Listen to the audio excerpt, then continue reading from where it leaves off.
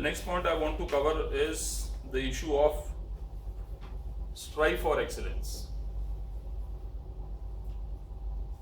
A very important facet. Everybody who doesn't want to excel, everybody wants to excel. But achieving excellence is part of your journey, life journey, professional journey.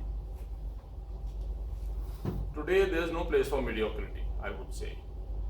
I would say if there's a child who is not good at education, who has I would say he's a differently abled child, disabled child, he can also excel. We've seen videos on WhatsApp, a child who doesn't have arms, he's jumping around and doing a lot of things which even a normal guy can't do. Even if a child wants to become, I would say, it's a very crude example I'm giving you, wants to become a sweeper, if he's the best of the sweepers, everybody will pick him up. There'll be a tremendous demand for it. But if he's a mediocre chap, just trudging along, whether he's an IT expert or he's in the service or he's any profession, I would say, nobody would give him a second look. So it's important that whatever field you take, you excel in that. And that is what is part of self-development, that is what is part of specialization, I would say. You can't say it's today MBA guys also, once upon a time MBA guys thought, okay, we are the guys who will run these industries, who will run these corporates. But today even the MBA guys are actually into specialization. It's like the doctors.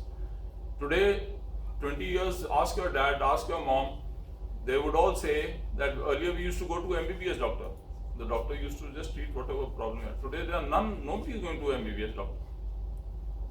Everybody is saying, I have a problem in my throat, I must go to the ENT specialist. I have a problem in my back, I must go to a neurosurgeon. So they're all looking at specialization. Same is the case in the corporate actually. You have to specialize and you have to excel in that specialization, whichever one you are seeking. Mediocrity can survive in today's environment only in one place, and that is in government service. Because they trudge along slowly, things are not moving as it would in the corporate world, so they do survive. Not that there are not very good people, there are some very good individual officers who are there, individual men who are there, but they are unable to deliver as a team. They are not excelling as a team because there are counterweights which are there, so they pull each other down and they are just moving along. While in the corporate, you can't survive in case you don't do this. You have to ensure that you are actually at that level. And this excellence can come how? Just by two things.